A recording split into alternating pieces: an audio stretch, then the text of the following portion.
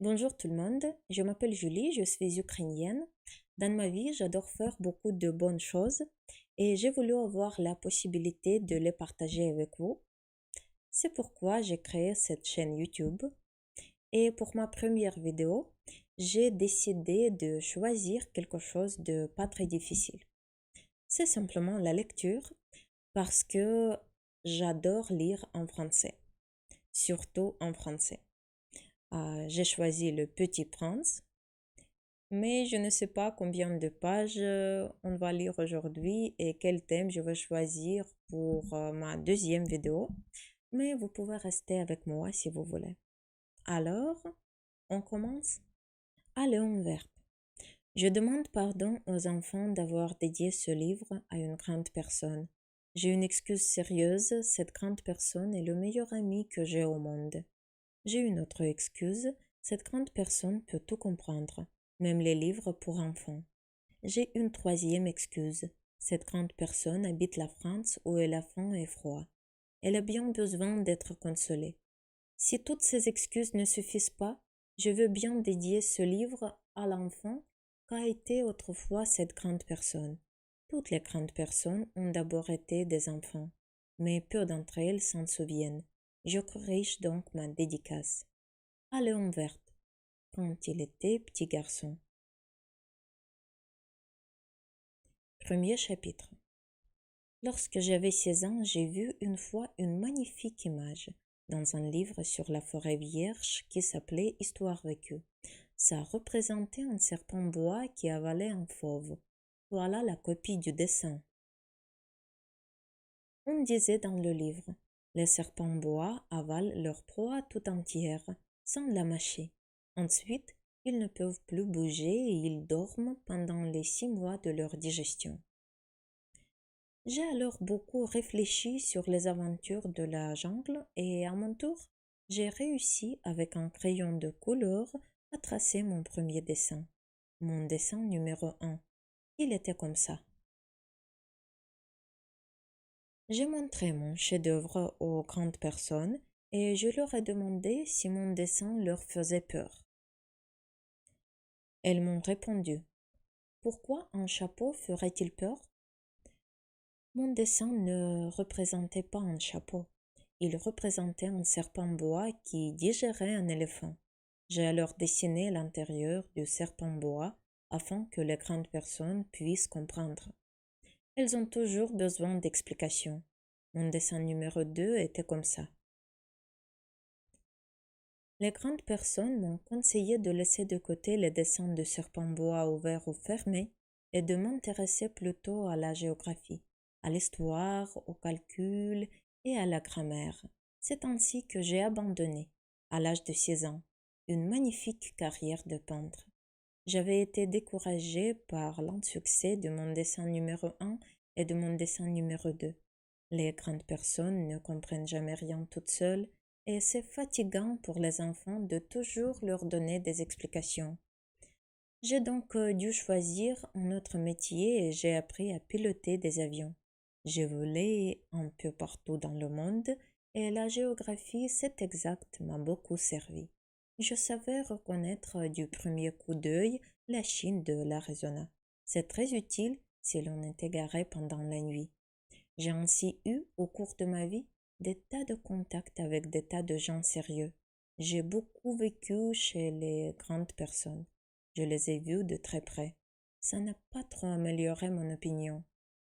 Quand j'en rencontrais une qui me paraissait un peu lucide, je faisais l'expérience sur elle de mon dessin numéro 1 que j'ai toujours conservé. Je voulais savoir si elle était vraiment compréhensive, mais toujours elle me répondait. C'est un chapeau. Alors, je ne lui parlais ni de serpent bois, ni de forêt vierge, ni d'étoiles. Je me mettais à sa portée. Je lui parlais de bridge, de golf, de politique et de cravate. Et la grande personne était bien contente de connaître un homme aussi raisonnable. Deuxième chapitre. J'ai ainsi vécu seul, sans personne avec qui parler véritablement, jusqu'à une panne dans le désert du Sahara il y a 6 ans. Quelque chose s'était cassé dans mon moteur et comme je n'avais avec moi ni mécanicien ni passager, je me préparais à essayer de réussir tout seul une réparation difficile. C'était pour moi une question de vie ou de mort. J'avais à peine de l'eau à boire pour 8 jours.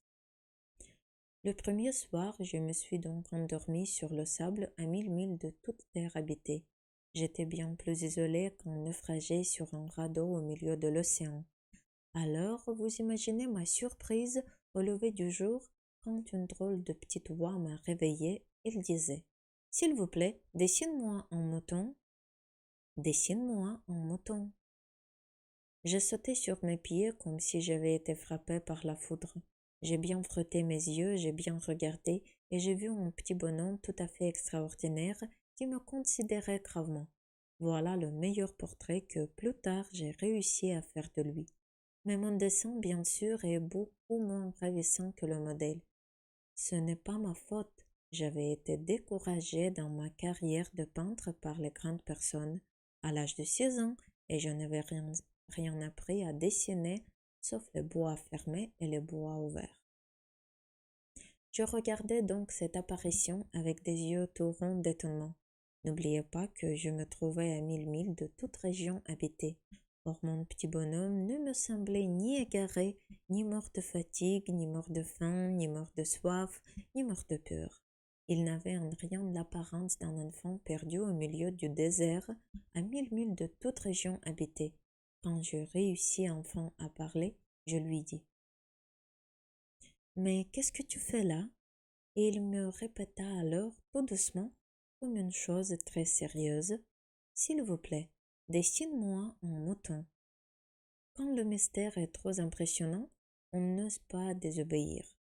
Aussi absurde que cela me semblait à 1000 milles de tous les endroits habités et en danger de mort, je sortis de ma poche une feuille de papier et un stylographe, mais je me rappelais, alors que j'avais surtout étudié la géographie, l'histoire, le calcul et la grammaire, et je dis au petit bonhomme, avec un peu de mauvaise humeur, que je ne savais pas dessiner. Il me répondit: Ça ne fait rien, dessine-moi un mouton. Comme je n'avais jamais dessiné un mouton, je refis, pour lui, l'un des 2 seuls dessins dont j'étais capable, celui du bois fermé, et je fus stupéfait d'entendre le petit bonhomme me répondre: Non, non, je ne veux pas d'un éléphant dans un bois.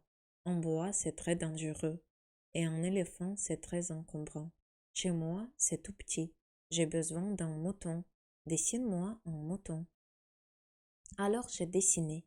Il regarda attentivement, puis: Non, celui-là est déjà très malade. Fais un autre. Je dessinai.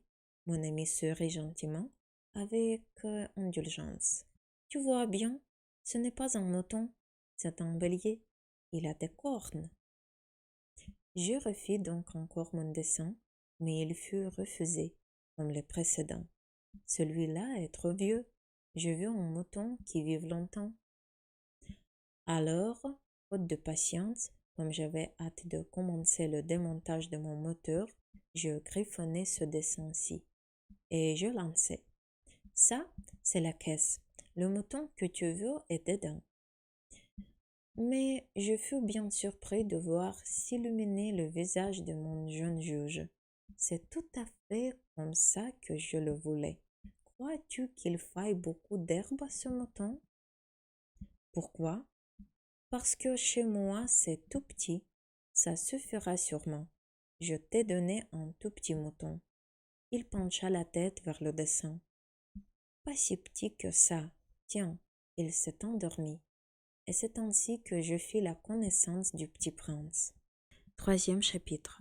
Il me fallut longtemps pour comprendre d'où il venait. Le petit prince, qui me posait beaucoup de questions, ne semblait jamais entendre les miennes. Ce sont des mots prononcés par hasard qui peu à peu m'ont tout révélé. Ainsi, quand il aperçut pour la première fois mon avion, je ne dessinerai pas mon avion, c'est un dessin beaucoup trop compliqué pour moi, il me demanda: Qu'est-ce que c'est que cette chose-là? Ce n'est pas une chose, ça vole, c'est un avion, c'est mon avion. Et j'étais fière de lui apprendre que je volais. Alors il s'écria: Comment? tu es tombé du ciel. Oui, fis-je modestement. Ah, ça c'est drôle. Et le petit prince eut un très joli éclat de rire qui m'irrita beaucoup. Je désire que l'on prenne mes malheurs au sérieux, puis il ajouta. Alors, toi aussi tu viens du ciel. De quelle planète es-tu? J'entrevis aussitôt une lueur dans le mystère de sa présence, et j'interrogeai brusquement. Tu viens donc d'une autre planète? Mais il ne me répondit pas. Il hochait la tête doucement, tout en regardant mon avion. C'est vrai que là-dessus, tu ne peux pas venir de bien loin. Et il s'enfonça dans une rêverie qui dura longtemps. Puis, sortant mon mouton de sa poche, il se plongea dans la contemplation de son trésor. Vous imaginez combien j'avais pu être intriguée par cette demi-confidence sur les autres planètes. Je m'efforçai donc d'en savoir plus long. D'où viens-tu, mon petit bonhomme? Où est-ce chez toi? Où veux-tu emporter mon mouton? Il me répondit après un silence méditatif. Ce qui est bien, avec la caisse que tu m'as donnée, c'est que la nuit, ça lui servira de maison.